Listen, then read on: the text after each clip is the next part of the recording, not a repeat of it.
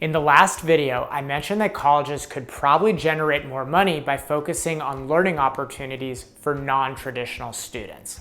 Here's an example of that. Anyone of any age can attend college, but most students on college campuses are typically between the ages of 18 and 30. Since most students are young adults, I think colleges tend to orient almost everything around this age demographic, but that's a mistake. I think colleges should evolve into centers of lifelong learning, meaning they should focus on educating everyone from ages 18 to 80.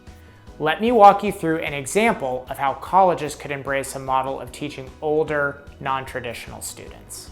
In an earlier video, I mentioned that I want to end gen ed classes. However, these classes can still be taught to lifelong learners. Imagine a 45-year-old who is established in their career or a 70-year-old in retirement.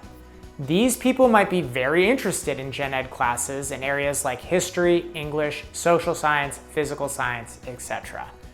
There are also some benefits to colleges from recruiting older students for these classes. First, since these students are older and more settled in their careers, they're probably more willing to pay full price out of pocket for these classes. Second, professors might actually like teaching older students because these students want to show up every day and engage with the material. One problem professors sometimes have with younger college students is that they aren't engaged, meaning they either don't show up to class or don't participate. Lack of engagement wouldn't be a problem with older students who signed up for the class without any requirement to do so. To give you an example using me, I'd love to go back to college at some point in my 50s to retake certain English classes, such as a class where we read important American novels. I would pay full price for this class and would love the learning and discussion fostered by a professor.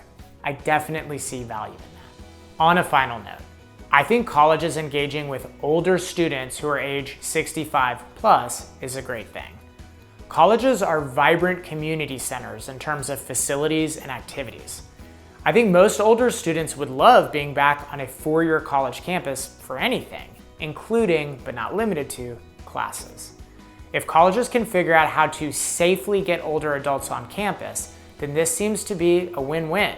The colleges get additional revenue, and the older students get stimulating experiences.